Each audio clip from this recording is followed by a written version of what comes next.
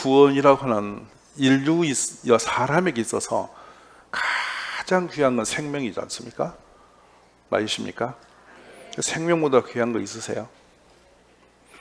천하 모든 것을 다 가져도 그날 생명이 사라지면 아무 의미가 없잖아요. 그래서 생명이 있음으로 존재가 채 있는 거잖아요. 공감하시죠? 근데 그 생명이 일순간이 아니고 영원히 주어진 거예요. 영원토록. 그 영원토록 주어진 생명이 예수 그리스도로 말미암아 우리에게 주어졌는데, 이것이 더 놀라운 것은 우리들이 어떤 선행이나 착한 일이나 좋은 어떤 업적을 쌓아서 얻어진 것이 아니고 하나님께서 선물로 주셨다는 거예요. 여러분, 이 사실을 인정하세요? 내가 선물로 받았다. 작은 선물 하나만 받아도 얼마나 기분 좋은지 모르죠. 편지 한 통만 제대로 받아도 가슴이 설레는 거잖아요. 근데 영원히 사는 생명을 받았다는 거예요. 그것도 내가 어떤 수고의 대가를 들고 선 게 아니고 하나님께서 나를 사랑하셔서 독생자 예수 그리스도를 십자가에 죽이심으로 내가 그 선물을 그냥 그렇게 받은 거라는 거예요. 하나님은 어마어마한 대가 지불을 치렀고 우리는 거저받는 바가 된 거예요. 그 내용도 또 하나 더 놀라운 것은, 그 구원받은 것을 우리가 어떤 공로로 해서 받으면 자기 자랑으로 막 할 거 아니겠느냐. 그러면 그 얼마나 속상해. 옆에 사람 자기 이렇게 열심히 해서 나 이렇게 했더니 구원받았다고 다니면, 구원표를 티켓을 들고 흔들면 구원 못 받은 사람 얼마나 속상하고 시험 들겠어. 하나님이 그것까지 헤아려서 그걸 자랑거리가 아니야, 그냥 받은 거야. 제가 그렇게 생각해 보니까 되게 너무 은혜스러운 거예요. 그러니까 여러분, 자랑하지 말고 그냥 감사하셔야 되는 거예요. 그러니까 구원은 확실하시죠? 정말이죠? 천국 가시는 거예요? 영생이 있는 거예요? 그러면 됐어요. 대답은 크게 또 뒤가 캥기지 않으세요? 근데 이제 문제는 이렇게 거저받은 선물은 은혜라고 하는 거잖아요. 은혜 받았다 그래요. 아무리 생각해도 은혜는 끝도 한도 없어요. 분량도 예측이 불가능해요. 이 은혜를 주신 뒤에는 반드시 하나님은 우리의 상태를 보신다고요. 열매를 풍성히 거두고 난 뒤에 반드시 감사지를 들고 오게 하셨거든요. 첫 열매 솟아 하나님께 들고 오게 하셨어요. 기억나시죠? 왜 그렇게 하셨죠? 이 열매가 내 노력으로 얻은 내 것이 아니라 하나님이 주셨다라는 것을 생각하는 사람, 그 사람이 선하게 사는 방편이 있는 거예요. 그래서 그걸 말씀하시지 않겠어요? 우리가 누가복음에 보면은 10명의 나 환자가 있어요. 예수님이 제사장에게 가서 보여주라, 그럼 나을 거라는 것이죠. 근데 가는 길에 다 나왔어요. 근데 9명은 도망가고 아직도 안 와요. 그리고 1명만 돌아와요. 예수님이 1명에 대해서는 구원의 복을 주셨거든요. 그게 감사의 대가 지불이에요. 은혜를 받았으면 은혜에서 멈추지 말고 감사로 나가자는 거예요. 값없이 고쳐주셨으므로, 그 혈류병이 값없이 나았으므로, 우리의 삶은 참 많은 사연과 아픔도 있는 거잖아요. 시련도 있는 거잖아요. 때로는 버거운 모든 상황들도 많이 있었던 거잖아요. 근데 돌아오면 모든 게 은혜였다고 그래요.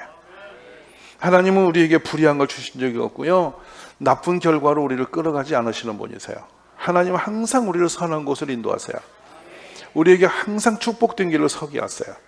그러므로 하나님 말씀에 귀를 기울이시면서 우리가 이 은혜 안에 사는 그 고백이 삶 속에 풍성해지기를 자꾸 노력하시기를 기대해요.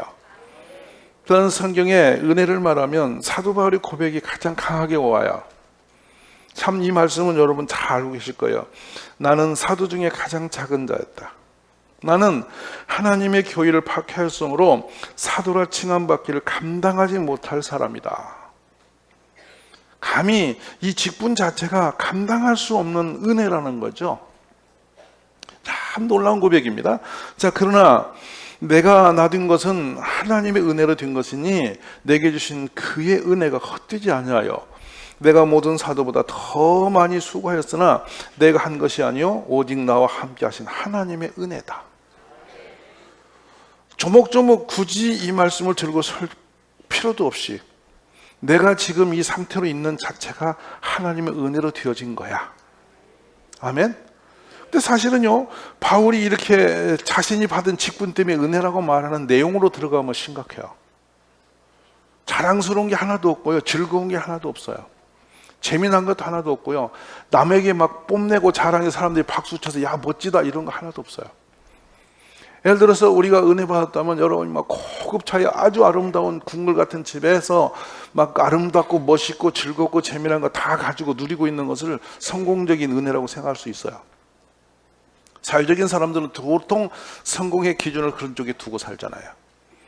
근데 바울 사도는 본인이 말하는 은혜라는 이 은혜 속에는 바울 사도는 폭삭망한 사람이거든요. 어디 한 건도 들고 서서 난 이렇게 좋아, 좋은 거 이거 있잖아, 여러분 그렇게 갖고 싶은 거 나도 이거 있어, 이렇게 할 게 한 개도 없습니다. 어찌 보면 내용을 더듬어 보면 샅샅이 철저하게 망가져버린 사람이에요. 다 잃어버린 사람이죠. 근데 그 자체를 들고도 그걸 그렇게 귀히 여기고 은혜라고 해요. 하나님 때문에 어떤 높은 권좌 있는 것 아니고, 자신이 하나님 때문에 누리고 있는 것이 어떤 풍요로운 것도 아니고, 또 하나님 때문에 어떤 많은 사람들 앞에 뭐 칭찬받고 박수받아서 인정받는 것도 아니고, 내용을 열어보면 열어볼수록 너무 고난한 것으로 가득한데, 일반적인 사람들의 눈으로 지켜볼 때 이건 뭐 망해도 이렇게 망할 수 있어? 이렇게 할 수밖에 없는 사람인데 바울이 그걸 은혜라고 말하네요. 오늘은 객관적으로 그냥 나의 아들 낳은 것은 하나님 은혜로 된 거야 하니까 멋지다, 참 좋은 고백이다 이렇게 지나가지만, 실상은 이 고백 속에 어마어마한 바울의 삶의 고난함이 들어있어요. 내가 생각해 봤어요. 내가 받은 은혜는 어떤 상황으로 이렇게 펼쳐질까라는 생각을 해봤어요. 아주 참 부족한 사람이지만 제가 하나님께 받은 은혜를 제가 표현한다면 어떤 상태일까? 무엇을 은혜라고 말할 수 있을까? 뭐 큰 것 업적을 얻어서 뭐 성공된 무엇을 들고 은혜라고 할 수 있을까? 이런 부분이에요. 우리가 성도들의 진정성 있는 그 신앙생활의 올고름은 뭔가, 정말 정직한 신앙의 고백은 뭔가를 생각할 필요가 있는 것은 이 부분이에요. 바울이 그가 자랑하고 있는 걸 한번 보실래요? 오직 모든 일에 있어서 하나님의 일꾼으로 자천했다. 스스로 그 할 마음이 늘 끌어올려서 그런 길로 들어간다는 겁니다. 억지로 마지못해서 아니라 누가 떠밀려서 간 게 아니라 자원하는 마음으로 이렇게 들어가서 하고 싶은 마음이 일어났다는 거죠. 근데 그 내용이 첫 번째가 많이 견디는 거래요. 견딘다는 거 여러분, 좋은 것을 견딘다고는 안 해요. 되게 힘들기 때문에 견딘다고 하는 거예요. 어렵기 때문에 견딘다고 그래요. 너무도 내가 이걸 그냥 자연스럽게 이겨낼 수 없는 그런 어떤 경제 상황이기 때문에 견딜 수밖에 없다는 것이죠. 그래서 견디는 것과 환난과 궁핍과 고난과, 한 개면 좋겠어요. 환난 하나만 갖고도 힘들어 인생을 내려놓기도 하고, 우리는 이 궁핍 하나만 갖고도 존심 상해서 세상에 산이만이 합니다. 고난이라는 것은 너무 다양하죠. 이 고난의 역사가 우리 속에 들어오면요, 때로는 뼈까지 녹이는 아픔도 와요. 근데 이 모든 것이 그 삶에 넘치고 있어요. 그런데 이 객관적 밖으로 일어난 일이 뭐냐면 매를 맞았다는 거예요. 또 감옥에 갇혔다는 거예요. 여러분, 구속이라는 용어가, 그 감옥에 안 가본 분들은 그냥 어렵겠지만 그 속에 들어가 온 사람들은 치를 떱니다. 얼마나 그 안에 들어가는 것이 부자유스럽고 자존심 상하고 기가 막힌지, 딱 이렇게 구속되는 순간에 모든 걸 다 박탈당해 버리거든요. 그 손에 탁 수갑 채워지는 순간에 인생 모든 게 다 끝나는 것 같은 그런 절망이 있는 거예요. 근데 바울사도 어떤 계약된 예측이 가능한 죄도 아닙니다. 그냥 죽여버릴 수도 있는 것이고 다시 올 수도 없는 그 길에 구속을 당할 수 있는 겁니다. 지금 그런 길을 계속 걸었죠. 그리고 또 매맞고 갇히고 난동과 사람들의 폭등이 그를 향해 오고 있습니다. 수고로움과 자지 못함과 먹지 못한 가운데서도 이렇게 나와요. 어떻게 이런 내용들로 살아가는 분이 이걸 내가 정말 자격 없는 내가 넘치도록 받은 은혜가 이거다 이렇게 말할 수 있느냐는 거예요. 그러니까 이런 설교를 하고 있는 이유는, 우리 생활 속에서 하나님과 나의 관계 속에서 내는 좀 불편하기 때문에 은혜가 없는 것처럼, 내가 요즘에 좀 힘든 상황이 오니까 하나님이 나를 버린 것처럼 자꾸 이 은혜를 호도해가지고 나의 개인의 상황에 초점을 맞춰서 내가 부담스러우면 막 그것이 은혜가 아닌 것처럼 착각하면서 딴지를 하는 분이 많이 있어요. 은혜는 결코 우리의 상황에 의해서 들어떠났다고 이건 인정하고 말고 하는 상황이 아니라는 거죠. 그럼 봅시다. 멸시와 모욕과 수욕들이 은혜일까요?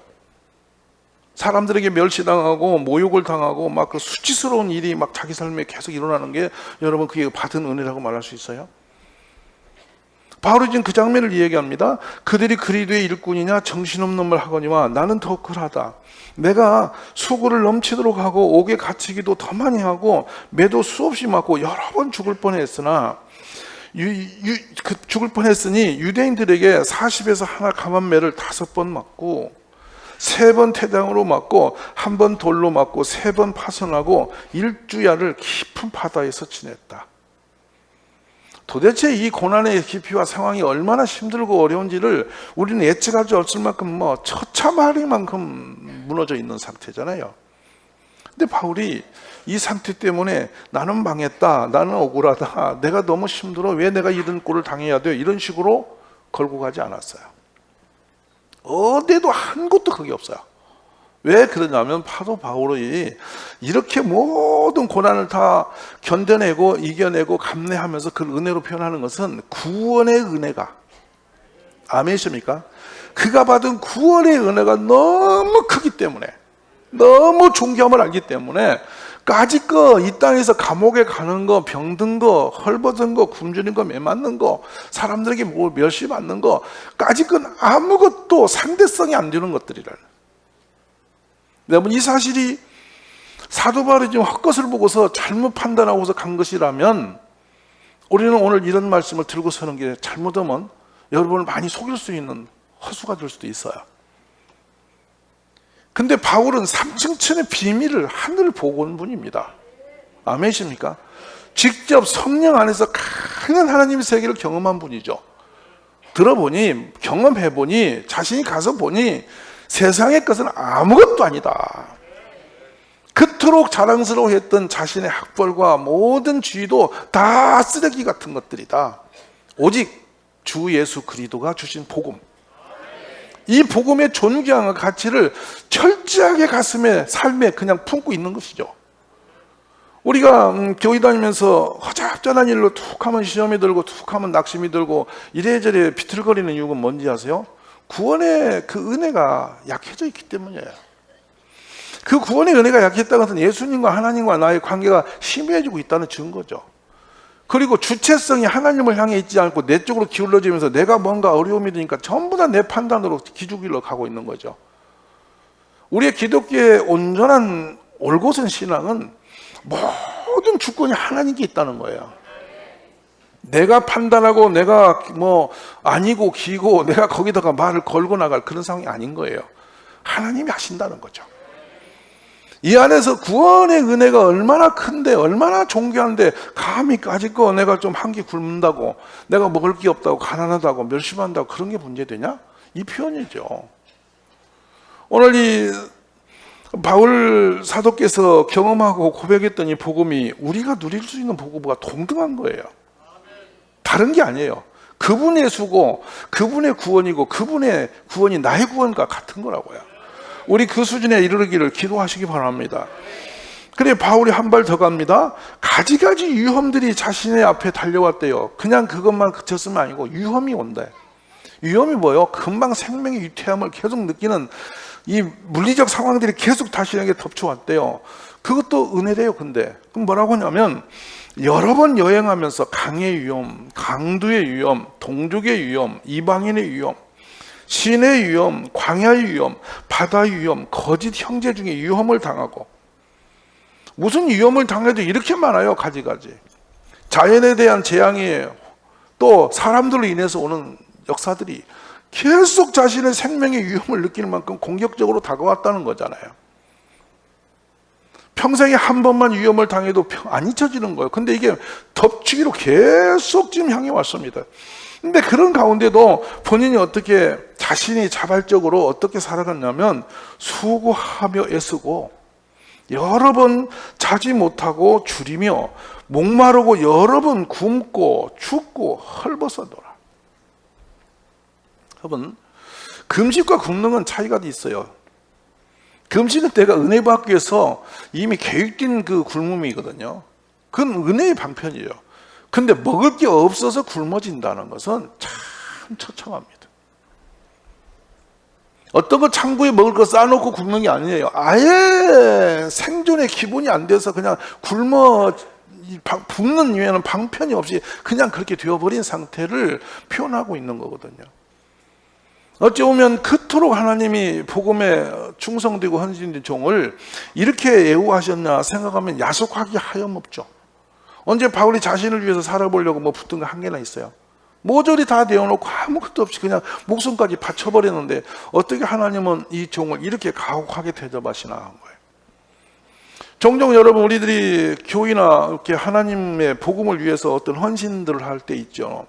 수고함이 있어요. 또 우리가 뭐 남다름의 또 헌신도 봉사도 뭐 여러 가지 상황들을 가지고 나갈 수 있어요.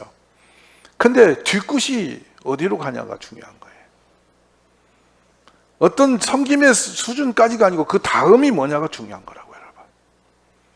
주님 앞에 서는 그 순간까지 내 중심이 흔들림 없이 하나님의 은혜 때문에 했다는 그 은혜에 그 잡혀서 그냥 갔느냐, 아니면 중간에 내가 막 투덜거리면서 이상한 생각을 많이 하고 막 하나님하고 막 대들기도 하면서 퍼지고 뒤집히고 막 흔들거리고 이렇게 살았냐, 이건 굉장히 다른 차원이라고. 저는 오늘 말씀을 대하는 우리들이요, 정말 죽음이 오는 그 순간까지 한 번 하나님께 드렸던 우리의 삶들 모든 것들이 올곧이 은혜로 바쳐지고 감사로 드려지고 그 은혜 속에 우리가 살아가는 그런 우리 가족들이 되었으면 하는 거예요. 그래서 사도 바울은 그 목양을 지도하는 디모데에게 하신 말씀이 있어요. 네가 은혜 안에 강해라. 아멘이십니까? 고난과 은혜를 한 고리로 딱 잡고 너는 은혜 속에 강한 자가 되어야 된다. 우리는 근데 시험에 강하고 이렇게 부실한 뭐 좀 안 좋은 쪽에 강해 있어요. 그쪽으로 역사를 많이 해요, 우리 속에.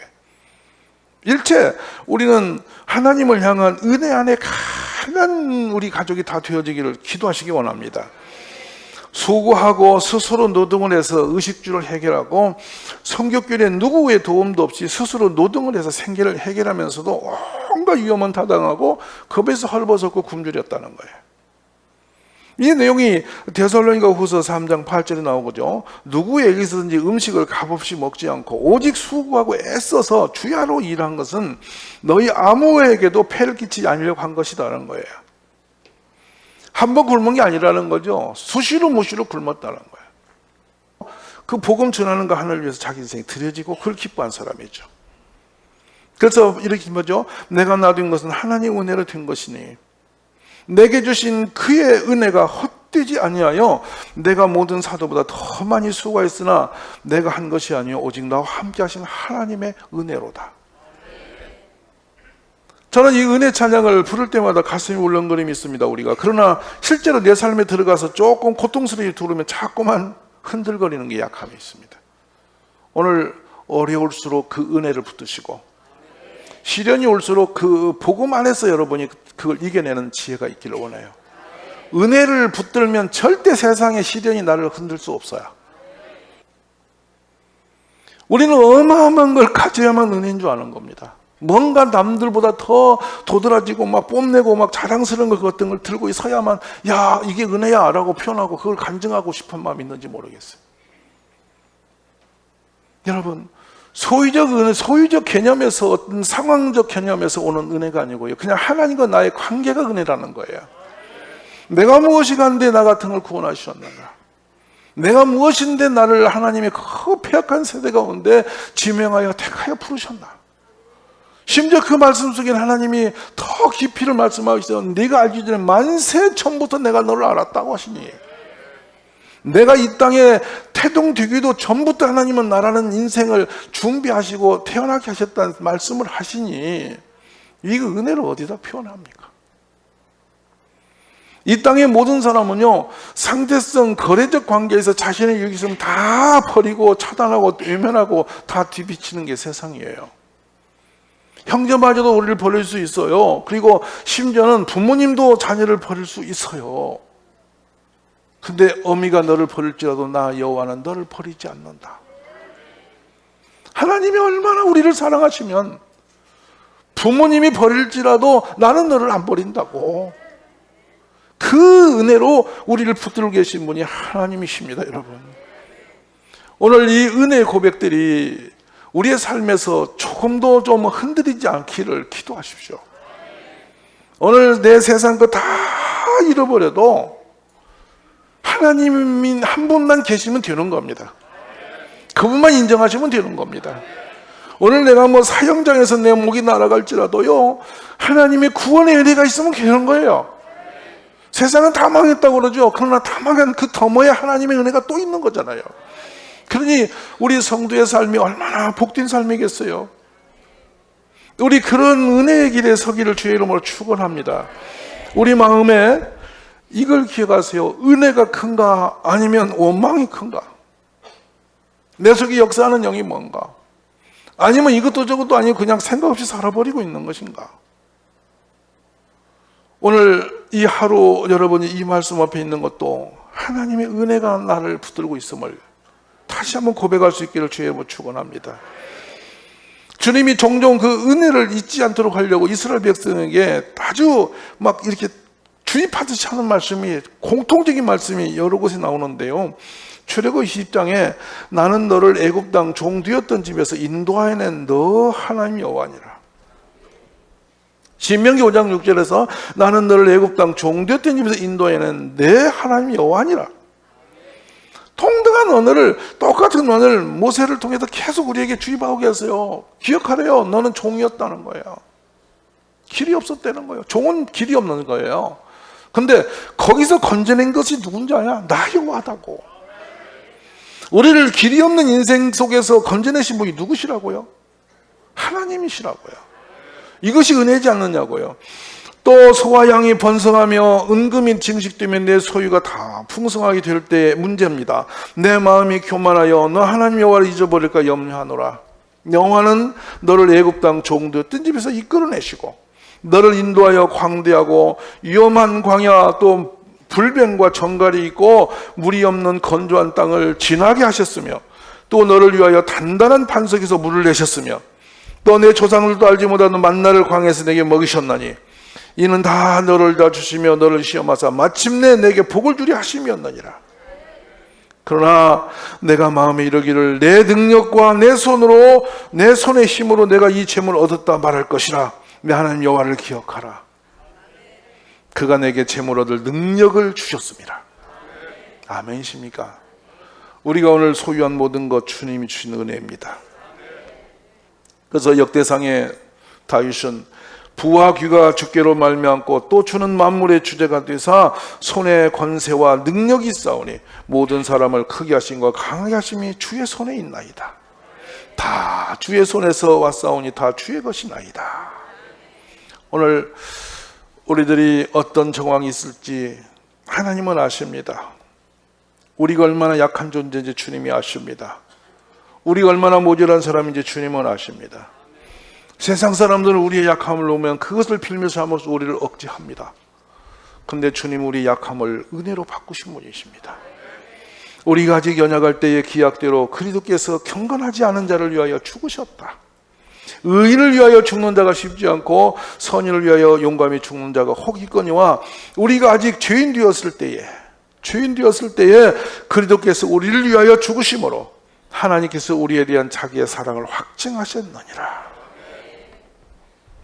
우리의 약함을 진노의 조건 삼지 않고 우리의 약함을 하나님의 공적의 조건 삼지 않고 모든 약함과 허물을 덮으시고 우리를 들어 유리한 길에 세우신 분이 하나님이십니다. 여러분 어떤 시련과 아픔이 있을지라도 그 은혜 안에 힘을 얻고 하나님의 은혜 붙들고 감사로 서는 우리 가족이 되시기를 주의 이름으로 축원합니다.